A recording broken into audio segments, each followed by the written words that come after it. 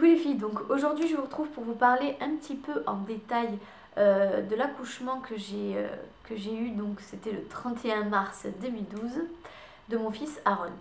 Alors pourquoi est-ce que j'ai décidé de faire cette vidéo qui est peut-être hors contexte par rapport à ce que je propose d'habitude? Pour deux raisons. Donc la première, et c'est celle qui vraiment m'a le plus motivée, c'est le fait que pour ma propre expérience, lorsque j'ai été confrontée donc aux contractions qui commençaient un petit peu à annoncer l'accouchement imminent, je peux vous garantir que j'ai été pas mal déçue et pas mal déçue de mon entourage. Parce qu'à chaque fois que j'avais voulu m'interroger, poser des questions sur le pourquoi du comment, les sensations, etc., la seule réponse que les personnes m'ont pu m'apporter, c'était: oh, mais chaque accouchement est différent, tu verras, tout se passe très bien maintenant, on a la péridurale, on a une technologie formidable pour faciliter vraiment l'accouchement à la maman. Enfin bref, tout un tas de promesses qui au final n'ont pas été tenues pour le jour J, en me concernant. Donc c'était un petit peu, vous savez, comme dans le sketch de Florence Foresti, quand elle dit il y a un genre de secret, il y a un genre de secret des mamans autour de l'accouchement. Personne n'est capable de vous dire si ça fait mal, si ça fait pas mal, comment ça fait mal. Personne n'est capable de mettre les mots là-dessus, alors que pourtant les mots on peut les mettre. Après, chose sur laquelle je suis d'accord, c'est qu'il n'y a pas deux accouchements qui se ressemblent. Ce qui fait qu'il y a des personnes qui vont vraiment pas supporter la douleur, d'autres qui vont mieux la gérer. Ça dépend de la personne. Après, ce que je vous raconte aujourd'hui ne décrit pas clairement au cas par cas un accouchement classique. Ça ne veut pas dire que demain vous allez accoucher, vous allez ressentir exactement les mêmes choses que moi, qu'il va se passer les mêmes choses qui me sont arrivées à moi. Mais ça reste un témoignage parmi tant d'autres. Et si jamais vous êtes confronté à la douleur, peut-être que vous repenserez à mon témoignage, à ma vidéo, et que vous vous direz: ça va, je ne suis pas la seule, tout ce qui se passe c'est normal. Parce que je peux vous garantir que lorsque vous êtes confronté à certaines douleurs, à certaines situations, vous vous dites: mais mince, pourquoi est-ce que ça m'arrive à moi? Il y a quelque chose de pas normal, vu que tout le monde me disait que tout se passait bien maintenant pour les accouchements, qu'on était très assistés et qu'on limitait un maximum la douleur. Je pense que cette vidéo pourra être un appui et psychologiquement ça fait toujours du bien. On a tendance à croire qu'il faut toujours conditionner un petit peu la maman, lui faire que des belles choses, lui raconter que des belles choses, etc. Mais si vous me ressemblez, si vous êtes un petit peu comme moi, c'est peut-être pas forcément quelque chose que vous allez apprécier. Donc le but n'étant pas de vous effrayer, de vous faire peur, etc. en vous donnant des détails sordides, mais c'est plutôt une façon de vous expliquer ce qui a été le pire pour moi. Après, bien entendu, j'ai pas eu une grossesse affreuse, un accouchement épouvantable comparé à d'autres femmes qui ont vraiment des complications beaucoup plus sévères. Mais ma psychologie et ma façon de voir la vie et les choses, c'est plutôt de se dire, voilà, imaginons-nous le pire, comme ça, si il nous arrive moins pire, on aura tendance à se dire qu'on a eu de la chance et que c'était pas si terrible que ça. C'est une manière de relativiser et qui fonctionne. Donc, le deuxième élément qui m'a poussée à faire cette vidéo, c'est que vous avez été bien sûr innombrables en me posant souvent la question: est-ce que tu pourrais raconter un petit peu ton expérience de l'accouchement, etc. etc. Je me déplaçais beaucoup. Je n'avais pas de sensation particulière, j'ai jamais vomi, j'ai jamais eu non plus de nausées. J'ai vraiment vécu ma vie comme si je n'étais pas enceinte, sauf que mon ventre faisait que s'arrondir de plus belle. Les petits désagréments que j'ai pu avoir, donc comme je l'avais également expliqué dans ma FAQ, c'est que j'ai eu un petit peu de rétention d'eau. Ce qui fait que voilà, sur les derniers mois, on va dire les 3 derniers mois, j'ai commencé un peu à enfler à cause de l'eau que j'avais dans le corps. Donc pour éviter de faire de la rétention d'eau, on dit qu'il faut arrêter de manger trop salé. Sauf que ça pour moi c'est juste pas possible, étant donné que je suis pas une fan du sucré, mais alors je suis vraiment une fille qui aime beaucoup manger salé. Donc voilà, j'en ai fait un petit peu qu'à ma tête, j'ai pas du tout arrêté de manger salé pour autant. Et la rétention d'eau est partie 10 jours à peu près après l'accouchement, donc c'était assez bien. Non, pas 10 jours, une semaine après l'accouchement. 10 jours c'était le point en général, quoi, on va dire. Donc qu'est-ce que j'avais d'autre durant la grossesse? J'ai eu assez mal aux jambes, ce qui fait que la nuit en fait j'avais les jambes, ça me faisait comme un garrot, vous voyez, comme si on m'oppressait la jambe, comme si on m'avait mis vraiment des élastiques et que le sang circulait mal. Donc ça j'ai eu vachement mal. Donc ce que je prenais, c'est que j'étais allée à la pharmacie, que j'avais acheté des petites gélules à la... c'était quoi? à la vigne rouge. Donc c'est quelque chose de très bon pour la santé, hein. Donc c'est censé améliorer la circulation sanguine. J'en ai pris pendant une période, donc ça m'a fait du bien. Je ne suis pas vraiment une personne qui aime prendre des médicaments, qui aime aller chez le médecin. C'est toujours assez contraignant pour moi de devoir appliquer un régime, une petite cure comme ça par comprimé. Enfin, j'aime pas particulièrement prendre les médicaments. Donc voilà pour les petits désagréments de grossesse. Après, pour les envies, j'ai pas particulièrement eu d'envie précise pendant ma grossesse, alimentaire en tout cas. J'ai eu des petites périodes où j'avais l'impression, oui, peut-être d'avoir plus envie d'un aliment que d'un autre. Mais je veux dire, c'est un petit peu comme dans la vie de tous les jours où on se dit oh là là, j'ai tellement envie de manger une raclette. Voilà, ce sont des envies comme ça qui nous durent, enfin je sais pas. Donc au tout début de la grossesse, j'avais une envie folle de poisson avec du citron dessus. Je sais pas pourquoi, mais voilà. Donc quand mon père faisait les courses, il pensait toujours à moi. Il me ramenait toujours mon poisson, alors par filet, par poisson pané, en surimi, etc. Il n'avait pas très bien saisi le style de poisson que j'avais envie, parce que moi c'était plus un poisson un peu pané, vous savez, en chapelure, etc. Ou du cabillaud. Oh là là, qu'est-ce que c'est bon le cabillaud avec du beurre là. Après, ce que j'ai pu aussi relever par rapport à mes envies, c'est que je buvais énormément de jus d'orange. Alors ça tombe bien, mon petit garçon, il a la peau toute dorée, il est mignon comme tout, il a vraiment un hâle, enfin je sais pas comment vous dire, il a vraiment le teint un petit peu pêche, etc. Et je trouve que c'est vachement joli. Alors ça peut venir des gènes aussi, mais bon après moi je suis pas très colorée. Donc voilà, j'ai bu énormément de jus d'orange, 100% orange, pur, sans sucre, ni rien, ni quoi que ce soit. Je buvais franchement les petites bouteilles de chez Carrefour là, qui sont sous forme de 1 litre. Je pense que je pouvais aller jusqu'à 2 bouteilles par jour de jus d'orange. Je ne buvais que ça. Après, concernant les autres envies, donc mon papa qui était parti vraiment sur le stéréotype de la femme qui mange les fraises quand elle est enceinte, il a voulu un petit peu me faire plaisir et c'est vrai qu'il avait toujours tendance à me ramener ma petite barquette de fraises. Donc il me disait pas clairement tiens Kelly, c'est ta barquette, elle est pour toi. Mais il n'y avait personne dans la maison qui mangeait les fraises. Alors moi ce que je me faisais, c'est que je prenais les fraises. Je me prenais un petit bol que je remplissais de sucre et j'appuyais un petit peu mes fraises dedans. Donc vous savez quand on lave, quand on vient juste de laver un peu les fraises, elles sont toujours un petit peu perlées par l'eau. Et je profitais de cette petite eau, de cette pellicule d'eau qui restait sur les fraises pour écraser dans le sucre et ramasser un petit peu le sucre sur mes fraises et je me mangeais pareil facilement une barquette par jour. Donc voilà, pour les envies. Après, j'avais pas particulièrement envie de fraises, mais dès que je les voyais, je me disais, il faut que je les mange. Et de une, je passais à 2, et à 3, et à 4, et je m'arrêtais plus. Cependant, j'ai quand même eu une envie assez folle et particulière. Très bizarre même. Et ça, je pense que c'est complètement lié à mon état, si vous voulez.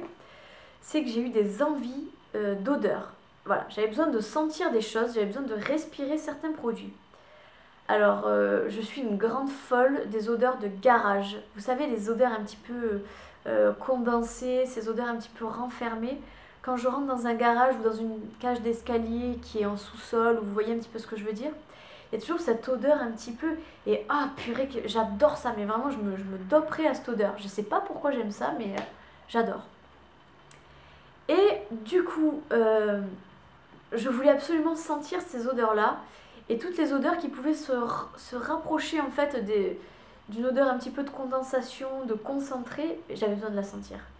Pour faire court, j'avais de la lessive. Ma mère avait acheté de la lessive sous forme de poudre et elle avait, je crois, de la lessive aussi ou de l'adoucissant sous forme liquide. Et je me dopais vraiment, c'est-à-dire que j'allais des fois dans le garage, parce que c'est dans le garage qu'elle entrepose en fait sa machine à laver, etc. J'allais dans le garage uniquement pour dévisser en fait le bouchon de la soupline, de la lessive liquide et même en poudre. Et je me respirais ça, mais je veux dire, je prenais de grandes inspirations en respirant le produit. Ça me faisait un bien fou, j'avais tellement envie de cette odeur que j'avais limite envie de manger ma lessive. Ensuite, maintenant, je vais vous parler un petit peu de l'accouchement en détail. Alors, l'accouchement, il a démarré pour moi un soir. J'étais devant la télé, je regardais Qui veut gagner des millions, donc c'était une soirée spéciale pour les associations, etc. etc. Et j'étais en train de manger en fait. Et pendant que je regardais l'émission, j'ai remarqué que mon ventre en fait devenait d'un seul coup très dur, il se contractait, mais sans douleur, et d'un seul coup il se relâchait. Mais j'avais l'impression que ça m'arrivait quand même assez souvent, donc je me disais tiens. Donc au bout d'un moment, je voyais que ça continuait. Je me suis dit bon, je vais quand même peut-être en parler à ma mère. Donc je suis allée la voir et j'ai fait écoute, je sais pas ce que j'ai, mais là c'est bizarre. Par rapport aux autres fois, etc., où ça m'était déjà arrivé, je me suis dit là, je sais pas, j'ai comme une sensation de mal-être, un genre de frisson dans mon corps qui fait que je sens qu'il y a un truc qui se passe, enfin je sais pas. Et pourtant j'avais pas de douleur et je lui ai expliqué que j'avais des contractions mais sans douleur. Elle m'a dit ah, bah écoute, ça peut être tout comme ça peut être rien à la fois, surtout que j'étais à 14 jours de mon terme annoncé. Donc elle m'a dit écoute, le meilleur moyen de savoir ce qui va t'arriver, c'est de prendre un papier et un crayon. Et dès que ton ventre se contracte, tu notes l'heure. Comme ça, tu regardes un petit peu à quels intervalles est-ce que tu as eu tes contractions et ça pourra te donner un indice sur ce qui est en train de t'arriver. Donc j'ai suivi son conseil et au bout de 5 contractions, on a constaté que j'avais des contractions toutes les 3 minutes.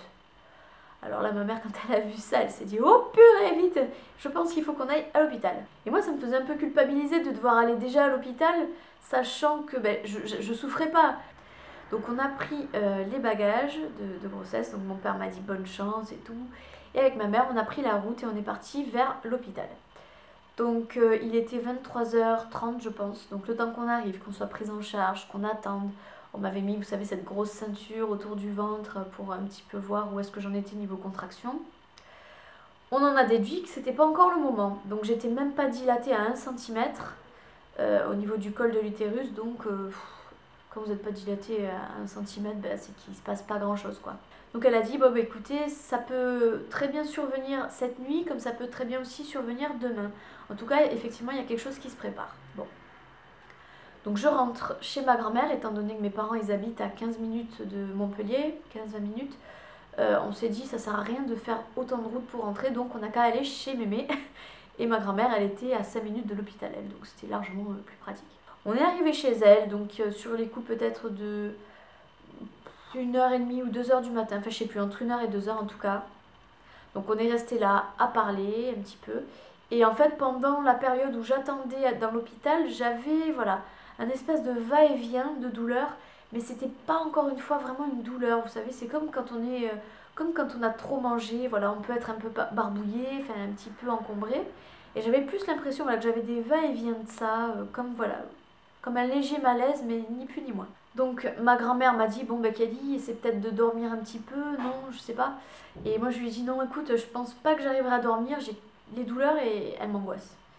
Donc là, j'ai eu le grand conseil de ma mère que je ne vous conseille pas du tout d'ailleurs. Elle m'a vraiment conduite en porte-à-faux à l'instant T, si je puis dire, parce que ma mère m'a dit écoute Kelly, si tu commences à avoir des douleurs, c'est que tu vas bientôt accoucher, donc je te conseille de ne pas boire. Et je te conseille de ne pas manger non plus parce que tu vas avoir une anesthésie, la péridurale. Et en général, une anesthésie, ça fait vomir. Donc pour pas être malade, elle m'a dit de ne pas manger, pas boire.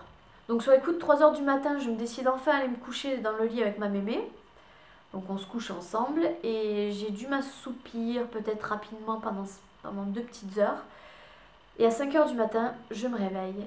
Et là, je commence à me sentir moyennement bien, à moins bien supporter en fait ce qui m'arrive. Donc je suis allée aux toilettes. Et là, j'avais vraiment comme des crampes d'estomac, mais encore une fois, ça restait supportable. Donc je pouvais marcher, je pouvais parler, je pouvais avoir une contraction un petit peu moyenne tout en continuant à bouger. Mais j'ai dit, là, je pense qu'il faut qu'on retourne vraiment à l'hôpital parce qu'il se passe quelque chose. Donc on retourne à l'hôpital sur les coups de 7h du matin, peut-être. Ouais, on avait pris un petit peu notre temps. J'arrive peut-être à 6h là-bas. Et là, je commence à me tenir le ventre.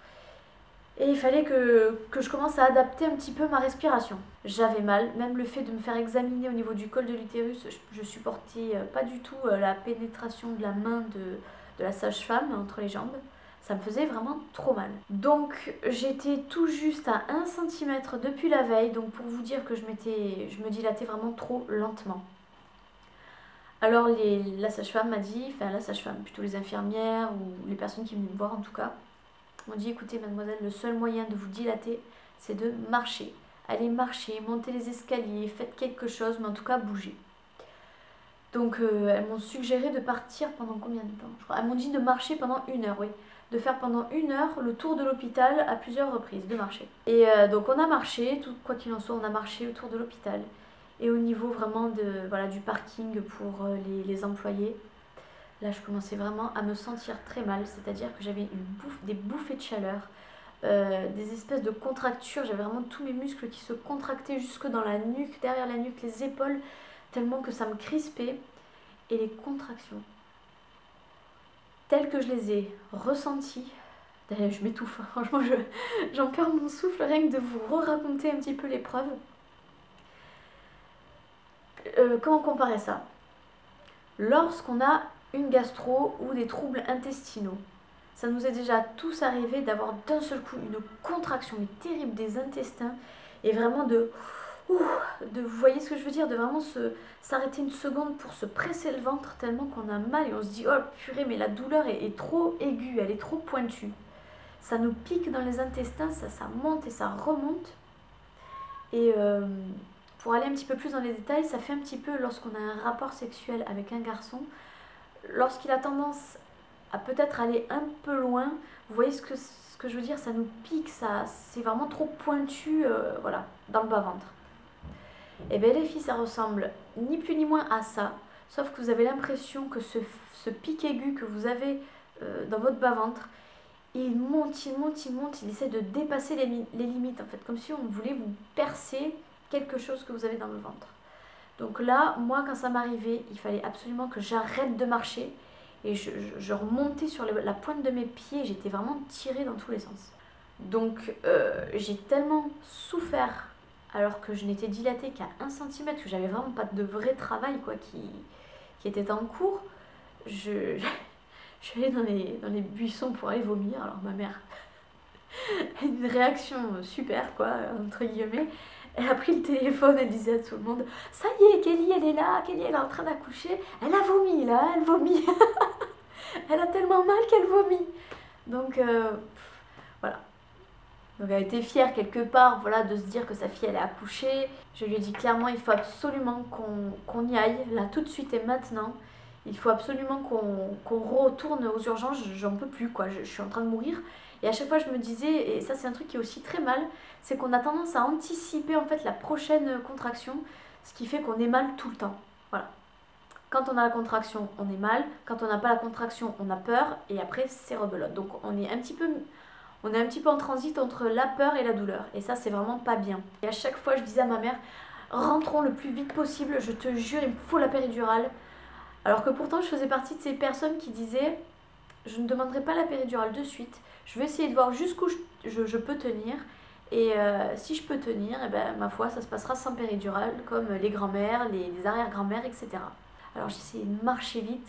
Et d'un seul coup, je sentais que ça monte. Et alors ça monte, vous savez, tout doucement. Et là, d'un seul coup, on atteint un seuil affreux de piqûre, vraiment d'un grand pic aigu. C'est vraiment des douleurs aiguës dans le ventre. Donc on est arrivé au bout d'une demi-heure, alors que les personnes m'avaient dit de marcher pendant 1 heure. Je suis arrivée au bout d'une demi-heure encore aux urgences. Là, j'ai supplié la péridurale.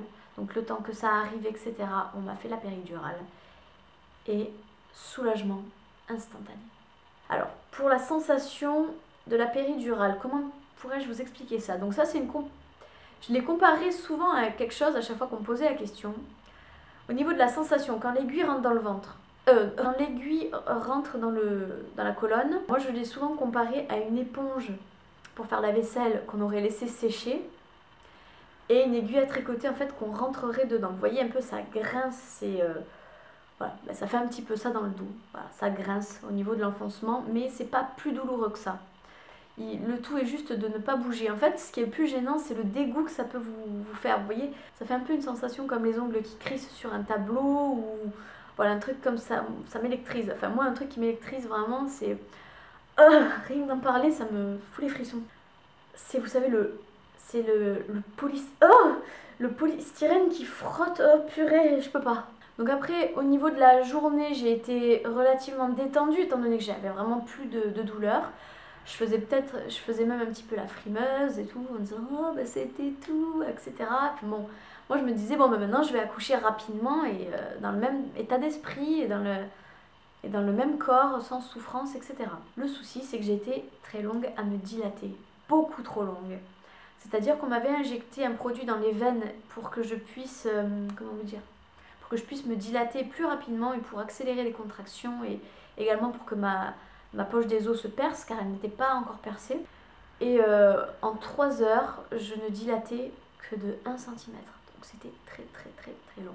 Alors après ce qui s'est produit, donc c'était peut-être sur les coups de 7 heures du soir.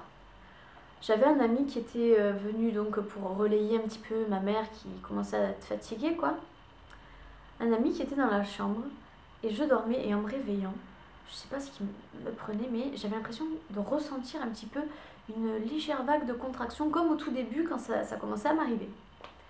Et là je me disais non, non, non, non, non, non, non, non, non. Ah non purée ça peut pas revenir, non je vous en supplie, non. Et j'ai commencé à m'inquiéter, donc j'ai tout de suite sonné une personne pour qu'elle vienne me voir. J'ai dit écoutez, je sais pas ce qui m'arrive là mais j'ai l'impression que les contractions reviennent. Ils m'ont dit ah bon, bon bah écoutez on va peut-être voir si on peut vous augmenter la dose ou quoi. Donc ils m'ont fait un test avec un glaçon. Donc ils m'ont mis le glaçon sur le bras, ils m'ont dit est-ce que c'est froid? Je me disais oui. Sous la poitrine, est-ce que c'est froid? Oui. Et là d'un seul coup ils m'ont mis le glaçon sur la cuisse, ils m'ont demandé si c'était froid et là j'ai dit que je ne sentais rien. Donc ils m'ont dit bon ben mademoiselle si vous sentez rien c'est que la péridurale fait toujours son effet et on peut rien faire de plus.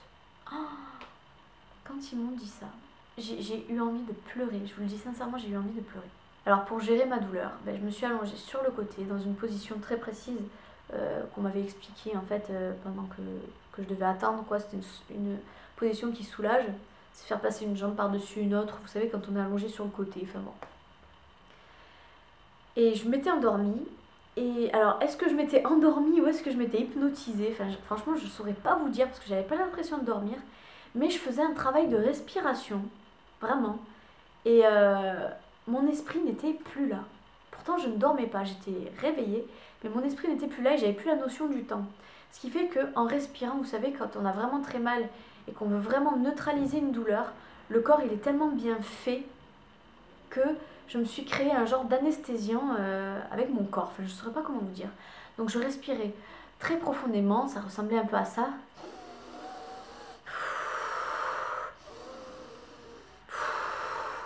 Tout en ayant les yeux fermés, en pensant à strictement rien.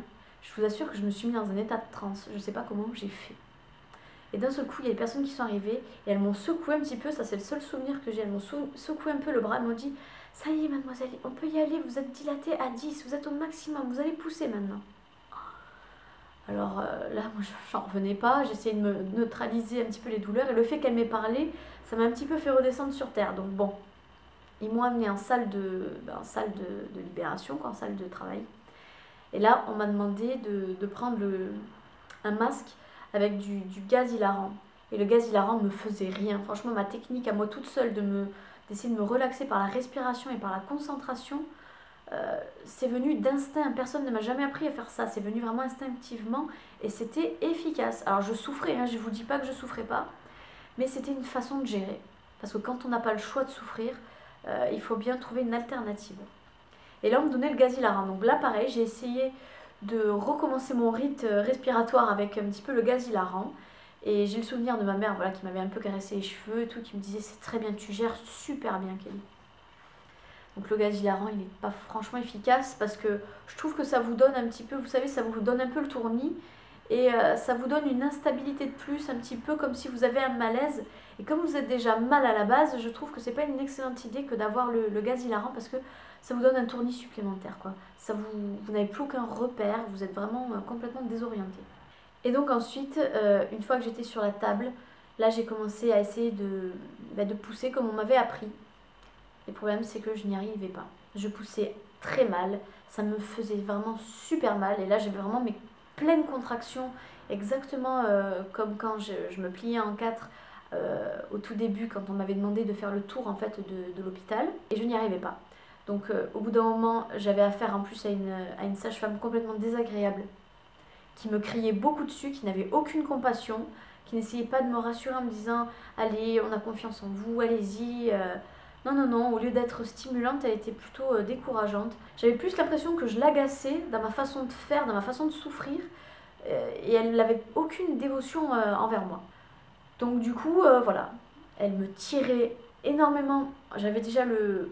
Je suis vraiment désolée de tout ce que je vais vous dire, mais enfin bon voilà, c'est un petit peu le but de l'explication de l'accouchement. J'avais la tête qui poussait au niveau du vagin, et elle avait mis le doigt en fait vraiment dans la fente, et elle tirait de toutes ses forces vers le bas pour essayer de libérer la tête. C'était juste atroce. Donc automatiquement, je ne suis pas un élastique, j'ai fini par déchirer mon vagin. Il m'a été recousu par la suite, donc il n'y a eu aucun souci là-dessus, c'est même pas contraignant maintenant quoi. Et donc elle tirait de toutes ses forces pour essayer d'extirper mon bébé, et ma mère a été vraiment très choquée par une pratique qu'elle a eue, c'est-à-dire qu'avec ses 3 doigts, elle aurait attrapé le haut du crâne du bébé qui était tout mou, et elle aurait appuyé et essayé de, vraiment vous voyez, en faisant ce geste de pince, en essayant vraiment d'agripper le haut du crâne de l'enfant et de l'extirper. Peut-être que les sages-femmes savent ce qu'elles font, mais je trouve que c'est un acte vraiment barbare que d'attraper le haut du crâne comme ça. J'aurais limite préféré des forceps, je vous le dis tout de suite, dans le sens où le forceps, voilà, c'est un genre de cuillère qui est bien adaptée à la forme de la tête de l'enfant et qui ne l'attrape pas que du bout du crâne, ça l'attrape vraiment de toute la tête. Donc là, à partir de ce moment-là, je trouve qu'il y a une meilleure stabilité. Tandis que là, le fait que de l'attraper que du haut du crâne, sachant que tous les os bougent, qu'il y a le cerveau, je veux dire, imaginons que les doigts se seraient trop enfoncés, elle aurait peut-être touché le cerveau de l'enfant, enfin je sais pas. Je trouve qu'elle aurait peut-être pas dû s'y prendre comme ça et qu'elle aurait dû amener les forceps comme je lui ai demandé. Bref. Donc il y avait cette femme très désagréable, il y en avait une autre à côté d'elle qui essayait de voir un petit peu l'avancement. Il y en avait une autre qui était derrière moi, qui me prenait la tête et qui me poussait littéralement la tête dans le ventre, et ça je ne le supportais pas non plus. À chaque fois elle me demandait de pousser, enfin je veux dire, un accouchement ça reste quelque chose de naturel. Je ressentais moi-même naturellement le besoin de pousser, c'est-à-dire que c'était même pas moi qui me disais ah là il faut que je pousse, non, c'est mon corps qui ressentait le besoin d'expulser l'enfant. Je veux dire, quand une jument se met à accoucher et à mettre bas son petit, je veux dire, elle pousse quand elle doit pousser et tout se passe pour le mieux. Et moi, c'est précisément ça que j'avais comme sensation. J'avais une envie forte de pousser, même en me retenant, c'était pas possible. Un petit peu comme quand vous allez à la selle, voilà, que vous êtes un petit peu en train de faire votre petite affaire. Voilà, d'un seul coup, vous sentez que ça contracte, que ça pousse, mais c'est même pas vous qui contrôlez. C'est tout à fait la même chose pour un accouchement. Donc, automatiquement, quand on me demandait de pousser, je sentais que j'en étais pas capable. Tandis que si j'avais mis un peu plus de hargne et d'effort au moment où mon corps poussait tout seul par lui-même, je suis sûre que j'aurais accouché bien plus vite. J'ai été très très mal guidée, j'avais limite une envie, enfin je me sentais harcelée dans tous les sens, j'étais super fatiguée, super à bout de force, et j'avais qu'une seule envie, c'était de dire mais dégagez tous de la salle, laissez-moi terminer seule, tranquille. J'avais presque cette impression que je pouvais y arriver mieux toute seule. Et au bout de 1h30 en fait de gros efforts, j'ai fini par avoir mon enfant, et voilà. Donc ensuite on m'a appuyé sur le ventre pour libérer le placenta, pour libérer le sang éventuel, pour ne pas faire d'hémorragie interne. On m'a recousu au niveau du vagin et je suis repartie dans la chambre. Je n'ai même pas eu de repas, il a fallu vraiment que ce soit moi qui réclame un repas pour pouvoir manger, prendre des forces. Et il a aussi fallu que ce soit moi qui demande à ce qu'on garde mon enfant en nurserie la nuit, parce que j'avais vraiment besoin de récupérer. Donc si j'avais rien demandé de tout ça, ben, je n'aurais rien eu.